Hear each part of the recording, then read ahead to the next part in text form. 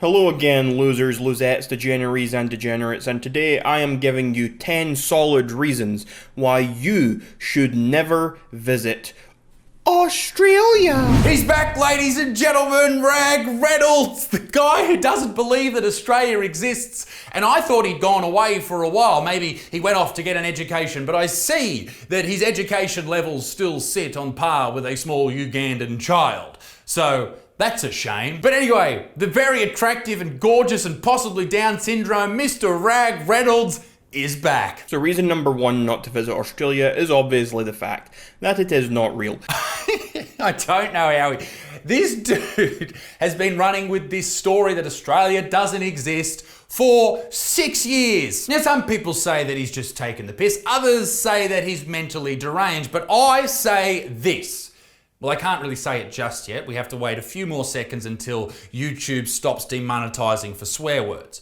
And that should do us. He's a fucking idiot. Yes, he's taking the piss. But why commit 6 years of your life to such a ridiculous tale that, in all honesty, doesn't really get many views on your channel? Now, I have talked mad shit about Rag Reynolds in the past, but I will say this. Other than the Australia shit, he does upload some quality content on his channel, like this. Bread is a vegetable debate. Sand is not a vegetable. Toilet paper review. And my favorite, let's be cannibals. Now, shit content, of that there is no doubt. He is still, in 6 years, not managed to break 10,000 subscribers. And I know it's not all about subscribers and all those lies you tell to yourself, but it is, mate. If over this time only 10,000 people have clicked subscribe and most of them have clicked subscribe because they hate me, maybe I'm not doing it right. Let's get back to the 10 reasons, all right, not to visit Australia according to this Australia hater. But before we do, I'm going to address a question that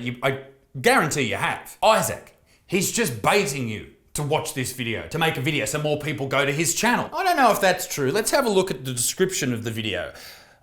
Isaac Butterfield, Australia doesn't exist, Australia is fake, Australia isn't real. Okay, maybe he's baiting me, but fuck it, let's do it. That sign can't stop me because I can't read. Reason number two not to visit Australia is that there are spiders that are bigger than birds. It's bad enough that they've got various spiders that are very poisonous, such as the funnel web. They've got loads of horrible spiders, but yeah, some of these spiders are actually bigger than birds. That is true. We have this bird-eating spider. It eats birds, and it is a spider. Its scientific name is holy fucking shit, that's fucking huge, fucking get the shoe. But before I made this video, I actually spoke to the spider community here in Australia, okay? They said to me that they will leave you alone. There's only one spider that won't leave you alone in Australia, okay, Rag Reynolds? And that's because you have the body of a 12-year-old, okay? And they are known as rock spiders, and they want to rub oil on your belly. Some spiders are found under rotting fence palings, others primary schools. Reason number three is a pretty simple one, and it's that you're going to get headaches, and those headaches are going to come from being upside down so much. That's just the way gravity works, folks. Obviously, if you are like, Australia is supposedly at the bottom of the globe, the rest of the world's up at the top of the globe. So if you go down to Australia, I mean, you might argue, oh, it's a donut Earth, but anyway. Oh my God, imagine being in your head every single day. It must be horrifying. In saying that, I have seen some evidence that this may be the case with the whole upside down thing here in Australia. Take this part of my podcast when I interviewed Rag Reynolds. Let's bring the big dog in. Here we go.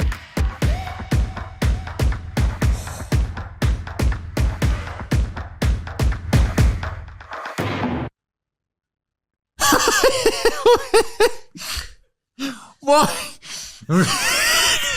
Turn that fucking camera around. Is something amusing? Tell you what, I talk shit about him, but he does commit to the bit. Now, his channel is much more than Australia stuff, as I said before. There's even documentaries on there. He has one documentary called Behooved, where for 25 minutes, he plays a man who wishes to have his hands replaced with hooves. The horseman that I saw, the version of me that was haunting my dreams, it was bizarre. It was a humanoid. He stood tall, with golden, luscious skin. If that's not a mental illness, I don't know what is. And I'm not talking about the Who thing. I'm talking about Rag Reynolds. Number 5 is the accents. As we all know, the accents in Australia are one of the worst accents in the world, especially male Australian accents. Oi, oi, oi, oi, fuck ya! The Australian accent is no doubt gorgeous and beautiful and fantastic and wonderful, and I'm going to prove it to you right now. Now, I'm sure, Rag Reynolds, you little virgin, you can't understand this shit, but this is how Australian fucking men mate with Australian women. This is how we meet them. So we're on a beach, right? Terrifying sand all around me. There's a barbecue to my left, there's a hot Sheila in front of me, and there's a great white shark to my right, all right? That's the scene. Now, you people in the UK might say, hello, madam, would you like a dance? Oh, yes, that would be lovely. Maybe a spot of tea. Us Aussies, we say, oi, Sheila, why don't you come over here and suck on me fucking pork sword? It's dry as a dead dingo's donger. Isn't that a beautiful thing to say? And, of course, the Sheila will reply with, yeah, no worries, dickhead. Get over here and tongue punch me fart box and me flaps are drier than a nun's. And that's how my parents met. Number 6 is Isaac Butterfield. I fucking knew this video was about me. I fucking knew it. Listen, mate, if you're envious of the beard, just understand that you don't have the superior genetics to grow one, you marshmallow-shaped fuck. Just leave me alone. Let me live my life in peace. I don't know why you'd want to be in the same country as Isaac Butterfield. Seems really strange, especially he's a man who constantly says his dick stinks. Yeah, you better believe me dick stinks. Now, people who are new to the channel might wonder why there is a dick stinks thing there and why I say it. But I'll tell you the story real quick, because a lot of people have heard it. Back in the day, I used to say, g'day you good motherfuckers, or be a good motherfucker. I still say that, but a lot of people used to say that to me in public. It was my catchphrase, so to speak. So I thought to myself, why don't I say something absolutely ridiculous and see if people will say it back to me in public?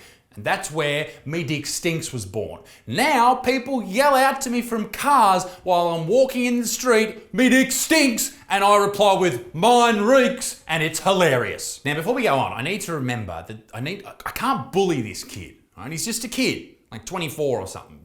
He's no longer really a kid, but we can't bully him. The internet's not for bullying.